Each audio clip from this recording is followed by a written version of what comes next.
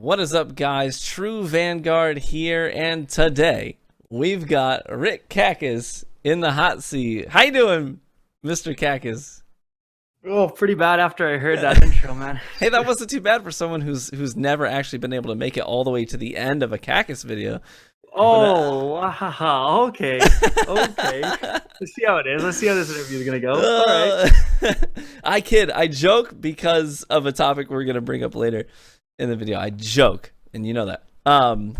But yeah, welcome. Thanks for coming on. I'm happy you had me, and I'm looking forward to seeing who else you can get on here. I've even toyed with the idea of doing something similar, so I'm glad to see that you going ahead with it. I think it's a cool idea. Yeah, I'm excited to do it. Honestly, I mean, it's even for me, it's enlightening just to get to know my peers, on a better level. So, and you end up finding a lot of things when you have conversations like this. You end up finding that you've got common interests in things that are similar between you and other people. Whether it's me to you or a viewer to you, a viewer might find themselves finding common ground with you based on a conversation that you have with me here on the show too. So I think that Bro, that you like brings value. Too? So, hey, by the way, congratulations! You recently got married, which is very cool. Thank you. Yeah, this year. And to be fair, you did it like 2 months before MTash, so he sort of copied you, right? Oh, 100%. I was in the marriage realm before MTash. I got married before MTash. It's pretty clear. In fact, I just want to point out, he asked me, where's a good place to honeymoon? And I said, Lanikai Beach, Hawaii. Where is he right? Oh, no. Kanapali Beach, Hawaii. Where is he right? Like for his honeymoon. Kanapali Beach, Hawaii. That's where he's Hawaii. going in So like, what, 2 weeks? Bro, he's stealing everything from me. Yeah. Now, did you have to resort to shamelessly self-promoting your content on Tinder to get a wife, or how did you meet your wife? Oh yeah, I've heard that story. Fantastic. So, to be honest, I also utilized Tinder. No shame in it. But I did not plug my videos whatsoever. So a little bit of a difference there. Yeah, no, just used Tinder, and back when it was like banging, there was no limit. There's like a limit of how many people you can talk to. There's crazy things like super likes. I was in like the infancy when it was pure, and met her at the we both went to the same university, met her there, went out for coffee, and the rest is history, basically. Awesome. So you met in college then. So how long have you been together now? Probably around like, I think five and a bit years. Okay, cool. I'm gonna throw this out there. This is a little piece of information. Since I'm out of the dating realm, I'll throw it out there. The ultimate Tinder pickup line, let me tell you fellas, it works 100% of the time. You said, I just said, hey, what brings you to Tinder? And everyone always says, oh, a friend told me about it. You say, oh, I bet it was your friend told you about it. They're like, no, I promise. You're like, oh, okay. And they're like, okay, what brings you to Tinder? And then you say, no, my friend told me about it. Breaks the ice, 100%. Everyone's laughing. You're in. Get the number. You're good to go. You know what I'm saying? There you go. But no, it's to be honest, as much as that sounds like a move, once I went on a date with my wife, I like didn't want to do Tinder anymore. Like I remember going on one extra Tinder date after it, and I just wanted to keep talking to her and keep texting her, and then just kept like kind of stopped the Tinder thing, just started dating just her, and again the rest is history. She's a super funny person. You've met her. Yeah, she's great. Super nice, super funny, and extremely importantly, when we were dating, I eventually had to bring up two things. Number one, I have a YouTube channel and I make videos about video games. And this was kind of back in the Dizzy. This was like even before Destiny, before Destiny, like just as Destiny was kind of starting, I think. And also, once I had her over at my place, there was an obvious question about what are all these little cards everywhere? Because I happen to also not only be a mega gamer who makes gaming videos, but I am a Magic the Gathering fan and aficionado that has so many Magic cards. So she made it through both of those things. She was the one. You know what I'm saying? That's good. That's a keeper. Sure. Well, now on top of that, I've seen that she she sort of encourages you. I don't know if fitness was a part of your life No, beforehand, she's but a she's personal really trainer, into so fitness. So I've seen like the videos on Twitter that she takes. Like she gets you to the gym, she keeps you active. I mean, that's all good stuff. it's very good stuff. I think a lot of people have kind of like the fantasy of the gamer girl, and Hmm. and there's certainly nothing wrong with it. But there's also, I think, a lot of merit, and it can be good if both people aren't necessarily gamers. Because then yeah, you do need that little push of like, hey, we need to go somewhere. You need to get out of the house. We need to go to the gym, whatever. Hmm. And without that, you can get pretty lost in the grind. Oh, absolutely. So you were already making content back then. What was your early content like? Like, what was your goal with your Oh, content bruh, back then? bruh. I started with the heyday. All right, Modern Warfare 2. Uh Terrible commentary. So bad. Like I was just like, and yeah, I'm using this gun. huh. But bro, I slayed in that game.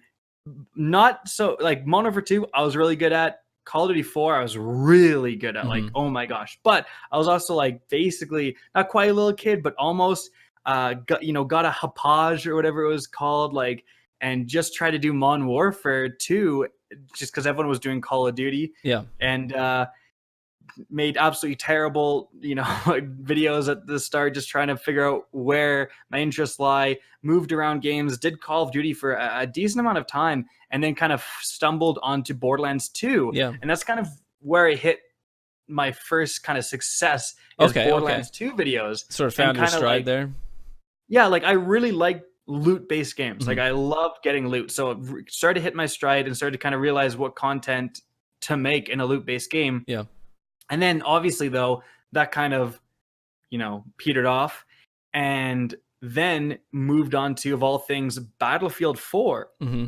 and was like a dedicated Battlefield 4 YouTuber for quite a while. Like I was just good at Battlefield 4, so I was making videos on like good guns to use and good setups and Yeah. stuff like And that. I think that's one thing that people don't realize about you, because I mean, I've played PvP with you a number of times now, and you're always towards the top. Like player against player activities are not foreign to you, and that's obvious.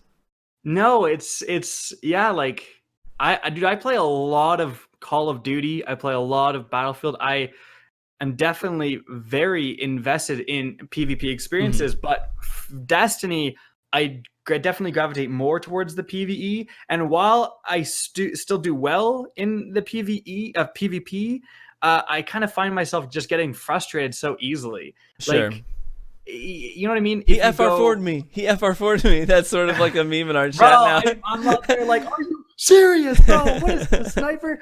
100%. I feel like I can go, 30-5, but those 5 deaths, I'm always, actually like Upset about it. annoyed Sure, at. absolutely. Yeah, because it's always like, really, an FR4 from there, and I don't know. So I don't hate PvP though, and I've been Mhm. enjoying it a little bit more recently actually, Yeah. because but it's definitely not my thing as much as the PvE. Yeah. So you said you initially started to get some success with Borderlands 2. What would you say would have been like the if you had to maybe point to 2 or 3 different sort of catalytic moments in your career that sort of got you to where you are now? What would those be? I think it's kind of hard to point to like specific moments, because it's more just like, if you start a channel, it's such an evolution, and every single video you're learning something new, Hmm. you're doing something different, you are realizing what works and what doesn't. I think if I was to pick some big moments, I'd say number one, most important, was me recognizing when to move on. Yeah. I think like I was doing decently well in Battlefield, Hmm. and I was getting like not terrible views or anything like that. I could have easily just been a Battlefield YouTuber. Like, who Yep. knows, right? But I heard about Destiny. I knew I love loot-based games, and I decided to move into that space. And, the rest is history, obviously. So being able to recognize and even just test the waters, people a lot of times are very uncomfortable to make content on a new game, Yeah. because usually they do terrible. They just do terrible. But you know what I mean? Like, it's worth trying things out. And also, but aside from that, I think the second big thing was making the Vault of Glass like raid guide for dummies, Hmm. and just I made that like a few weeks after it came out, but I don't like it was just a big complete guide. Like it wasn't Sure. different guides for it was one guide on the entire raid, a ton of different like tips and stuff, and then that video kind of like blew up. Yeah. Especially because I was very small at the time, and that kind of told me that there was definitely a market for just like guides and helpful content in Destiny, especially because it's a complicated game. There's a lot of things that if you were a new player, you were pretty overwhelmed in that game, to be honest. Yeah. And even if you're a veteran player, there's so many things that you may think you're doing something right, and point A to point B, you may get the thing at point B. But if you did something different or you have different strategies, you're going to get to point B like 3 hours earlier. Sure. That type of thing. There's a lot of things like that as well. So would you say that content that's designed to inform players has sort of become your bread and butter then?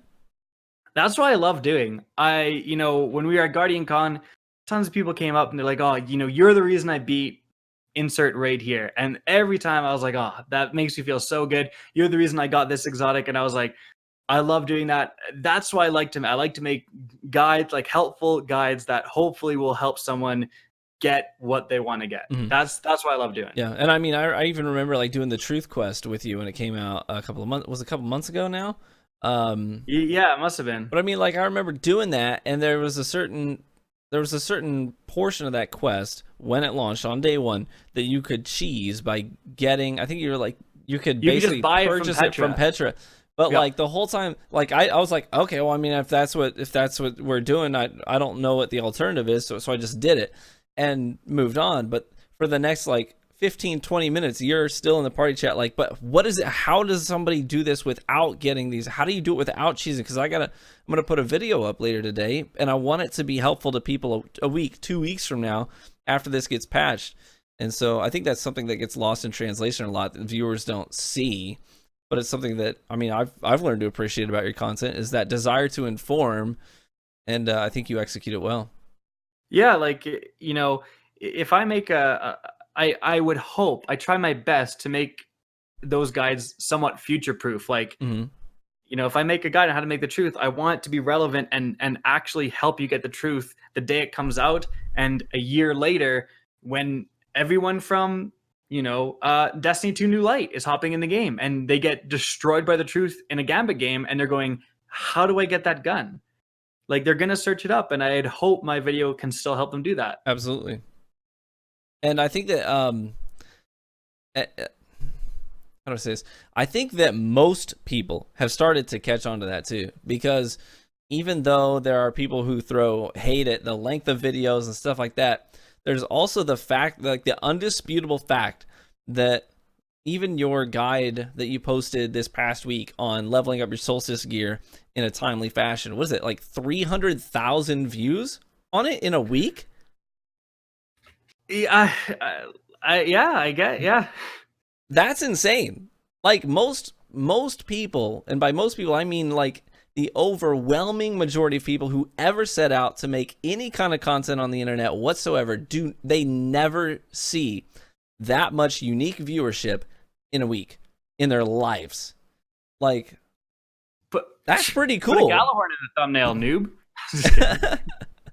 So what is it? Why is it that people have sort of come to meme you and your content? I see it on Reddit. I see it on the forums. Like, why is it that people see you as sort of the Destiny Tootsie Pop? Like, how many ads does it take to get to the end of a Rick Kackis video? Yeah. Like, I just kind of went most of my time making Destiny content pretty, like, I kind of just stay in my lane and mind my own business for the most part. And then suddenly this year, like, it was pretty rough. Like, it was a certain portion of the year where basically, like, I think it was like 3 days in a row, the Destiny Reddit just decided to just destroy me. That was like their goal. Well, I think they're hating on content creators in general, but I took a lot of the flack there. And dude, it was rough. Like, I'd been subscribed to that subreddit since like the alpha, and I had to unsubscribe because like it messes you up. Like, I had trouble sleeping for a long time, like, because you're just constantly thinking about it. Dude, I had trouble sleeping knowing I was going to talk to you because I was like thinking about all this stuff. Like, it's easy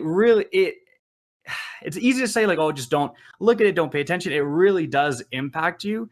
And like, definitely, I'm not faultless. I can always improve my content. I always try to improve my content. Again, if you look at my videos when I first started, terrible.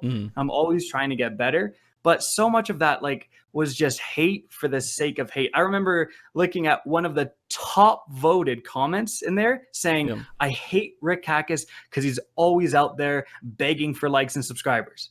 That's something I pride myself in not doing. Like if you click the average YouTube video, it's like 15-second animated intro, asking for likes, asking for subscribers, telling you to ring the notification bell, a giveaway from the last 10 videos in a row, telling you to like and subscribe to enter. Then you got a 30 to 60-second mobile game ad. And if you're lucky, then there's the content.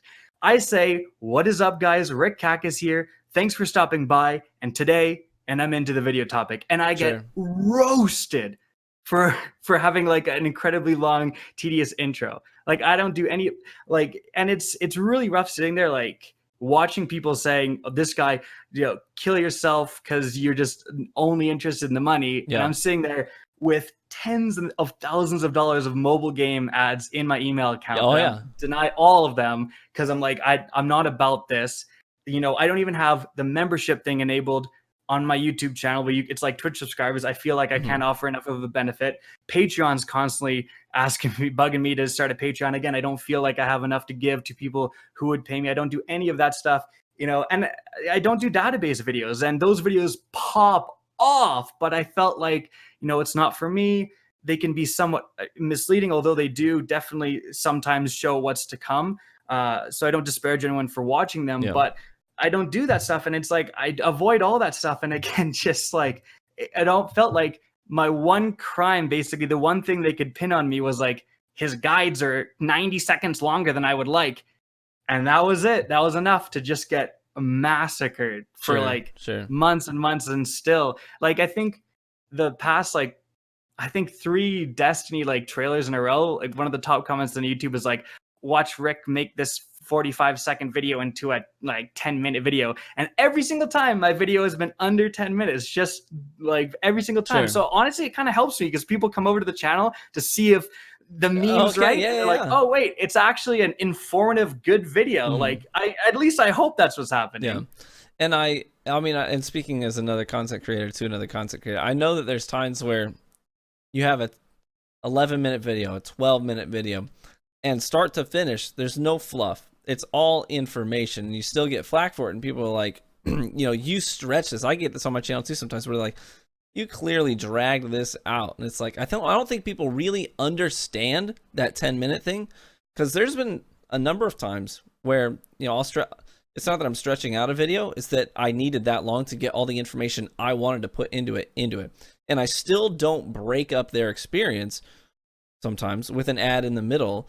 And even when you don't actually add an extra ad, people still are like, oh, you made it 12 minutes, you stretched it out. And I'm like, but you didn't watch another ad. Like, they will hate for the, I think it comes more from ignorance. Like, people, they just don't understand how it works. And so it's easy to hate on something you don't understand.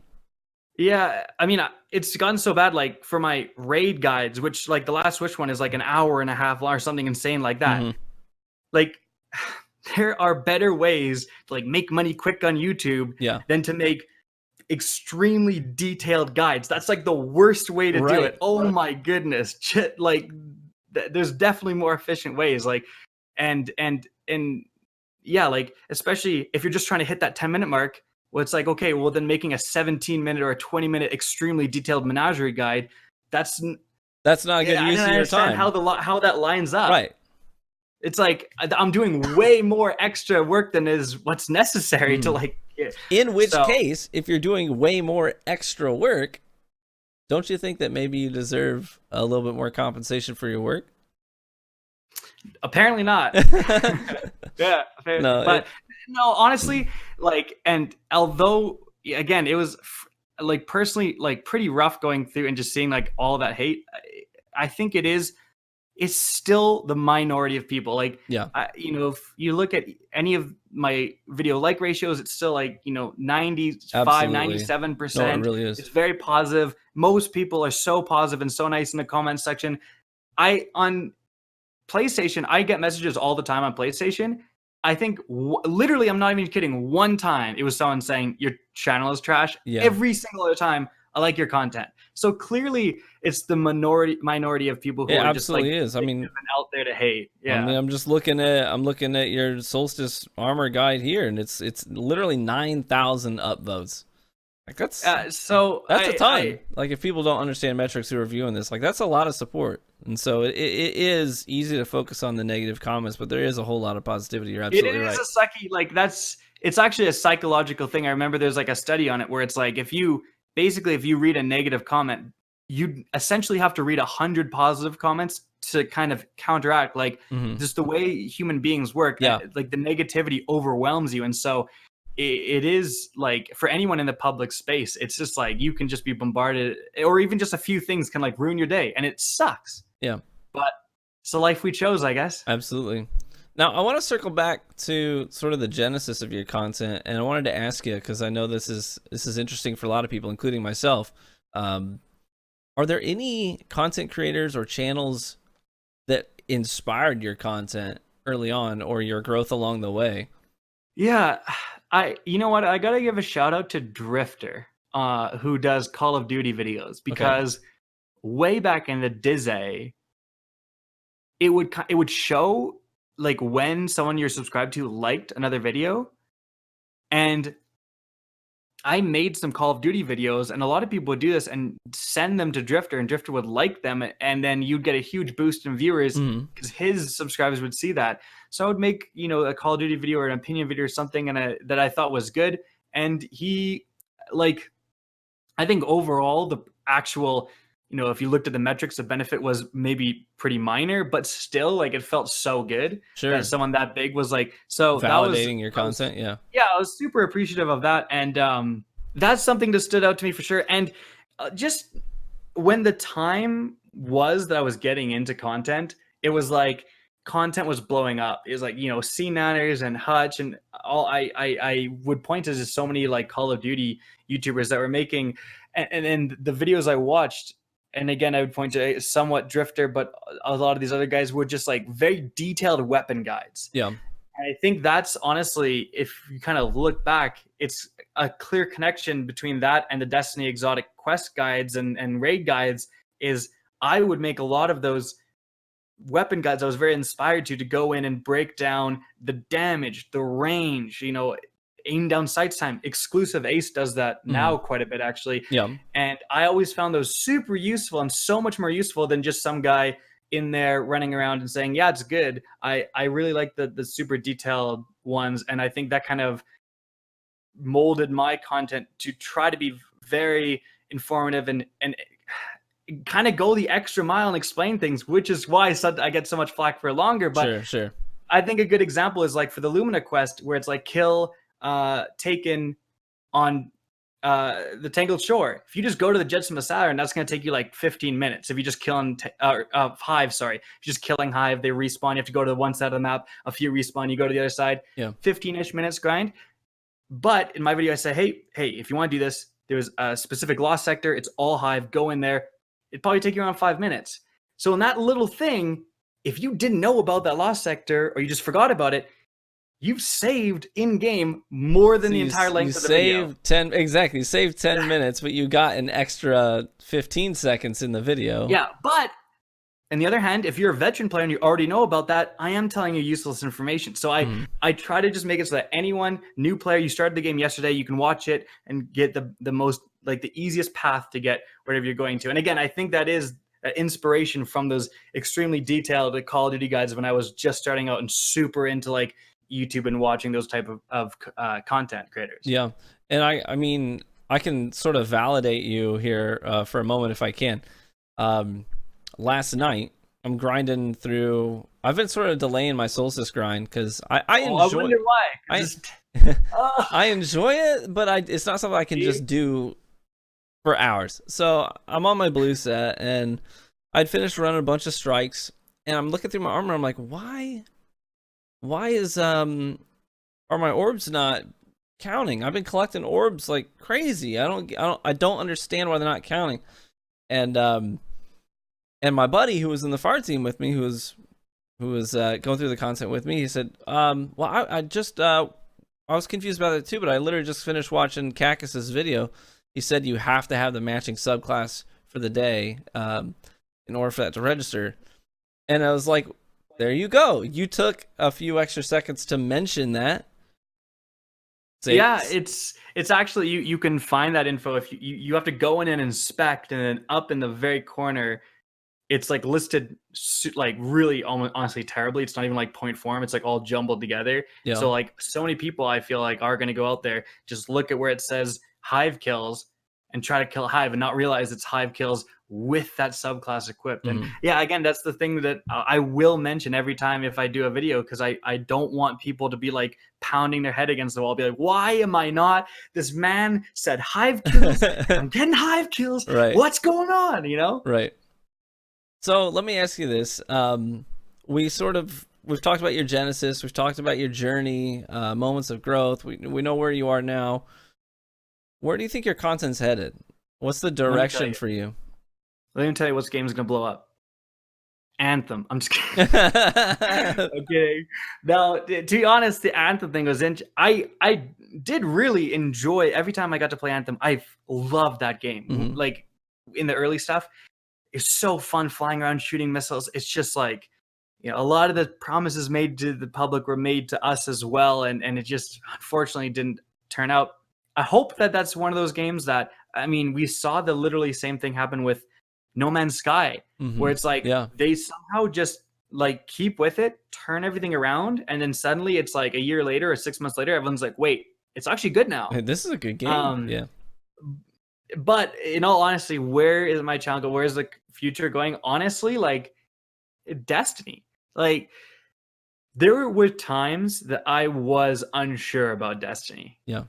You know, when Destiny 2 launched, Curse of Osiris. You're hurting me. Stop. You were there. And even in Destiny 1, I was actually really not a fan. I was kind of a little troublemaker in Destiny 1. And that's why I wasn't invited to any events, because I was constantly crapping on the game, because I was really invested about the game before it came out. And I was watching every single interview. And, you know, if you did, you were disappointed by the game when it came out, because it scrapped so much stuff. Yeah. And it was kind of a shell of what they had a bunch of development issues. That's all in the past. But my point is that as Destiny 2 has kind of aged, you know, we had Forsaken turn everything around, and now we've got this independent Bungie, and you know, Shadow keeps looking great. We've got crossplay, which is like, I was so surprised that happened. Yeah. Like, honestly, I don't think people realize just how hard it is to actually get Sony on board with anything cross-play or cross-save. Yeah. Like, it's quite a Bungie feat. It was a miracle. And all of those good things, and it being free to play, like, I really think the future is Destiny. I think it's going to absolutely blow up when it's free to play. Like, I don't think people realize, like, that's the only reason Fortnite blew up, is because you could tell your friend, hey, get this game. How much is it? It's free. Like, if Fortnite was $39.99, it wouldn't be a thing. Yeah. Like, honestly. So free to play is huge. And I think that Bungie is making so many of the right decisions. And I just think that that game is going to absolutely just take off. And if it doesn't, there's Borderlands 3, which I also am looking forward to. You and me both. No, this fall is just going to be such a crazy season for us as gamers. Not just as content creators, but as gamers. Are you also like kind of thrilled it got delayed? So I am so happy it got delayed. Like, dude, I'm not even gonna lie. I feel so bad. When we heard, I was like, oh, it was like a weight got lifted. I was like, I get to enjoy Borderlands, because I knew that I would have to put it on the back burner for Destiny. I mean, it's just the way it was. But when they said that, I was like, I have to get 2 whole extra weeks. Dude, this is the best. This is the best like news ever. Yeah. It's like, there's going to be a better product. We get to play Borderlands 3. It's also October 1st, so it's just enough away from October 25th, which is Modern Warfare, which is also looking prime. They're going back to the Modern Warfare roots. We've got, you know, no specialists, no wall running. Whew! I'm excited for that too. I am too, to be honest. This is going to be a crazy season. Well, hey, dude, I appreciate Balls you. me nuts. I appreciate you very much for being here. I thank you for coming on the show. I hope that somebody out there got to learn something new about you. And yeah, Hey, even thanks for I did having me. too, and we've been friends for a while, so that's all good. Well, again, thanks for having me. And you better interview me the second time before MTash. That's all I'm gonna say. I'm gonna throw it out there, and Well, you're you can easily more either interesting, do it so or not.